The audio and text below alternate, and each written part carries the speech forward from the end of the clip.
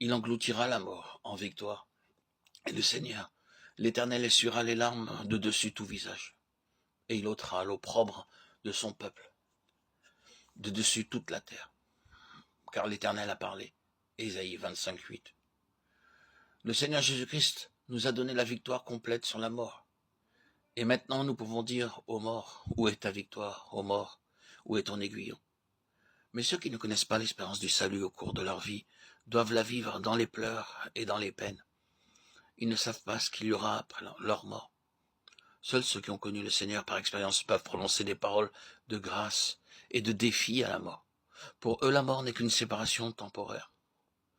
Lorsqu'un homme est promu à une position élevée, par exemple un fonctionnaire subalterne qui devient président d'un État et qui doit traverser de nombreux continents, faire de longs voyages pour occuper ce nouveau poste dans cet État, est-ce qu'il quittera son foyer en pleurant? Non, bien sûr, bien au contraire. Il s'en réjouira. De même, seul un véritable croyant peut dire « Ô mort, où est ta victoire? Ô mort, où est ton aiguillon ?» Il peut affronter la mort dans la paix parfaite. Lorsque nos êtres chers nous sont repris, la pensée de le rencontrer à nouveau dans des corps immortels glorifiés, où il n'y aura plus jamais de séparation, revient sans cesse à notre esprit. L'homme le plus fort au monde ne peut pas être libéré de la crainte de la mort. La blessure occasionnée par la mort ne peut pas être guérie par des paroles humaines. Beaucoup de gens peuvent venir vous consoler et vous présenter leurs condoléances, mais personne ne peut guérir la blessure.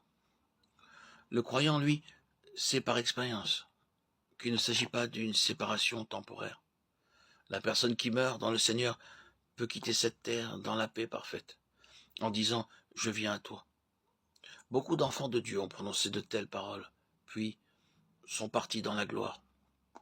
Il y a sur le visage de ceux qui dorment en Jésus une expression paisible, tandis que la peur et la terreur sont imprimées sur le visage des autres personnes.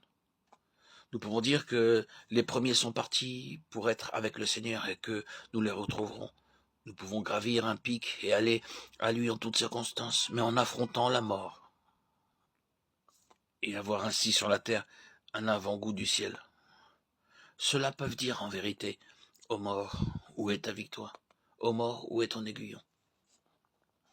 À celui qui est ferme dans ses sentiments, tu assures la paix, parce qu'il se confie en toi. C'est une paix intérieure qui vient de toi, une paix véritable, une paix divine, une paix qui n'est pas de ce monde.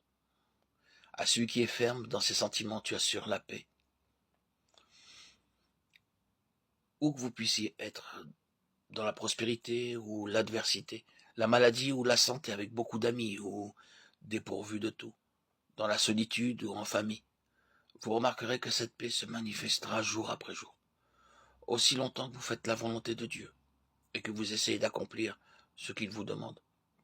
Alors rien sur cette terre ne pourra ravir cette paix, ni la maladie, ni la souffrance, ni les peines. L'ennemi lui-même ne saurait vous dérober cette paix. C'est la paix parfaite. À celui qui est ferme dans ses sentiments, tu assures la paix, parce qu'il se confie en toi. Ésaïe 26:3. Ceux qui ne connaissent pas le Seigneur Jésus-Christ n'ont pas de paix. Malgré leur avantage terrestre, ils sont remplis de crainte et de malheur. Cette paix est seulement l'apanage de ceux qui connaissent le Seigneur Jésus-Christ par expérience. Cette paix ressemble à un fleuve. De même que l'eau augmente dans un fleuve, de même la paix augmente tous les jours. Chaque jour, le Seigneur nous rend meilleurs. Chaque jour, sa paix va en grandissant dans nos cœurs lorsque nous marchons sur les pas du Seigneur.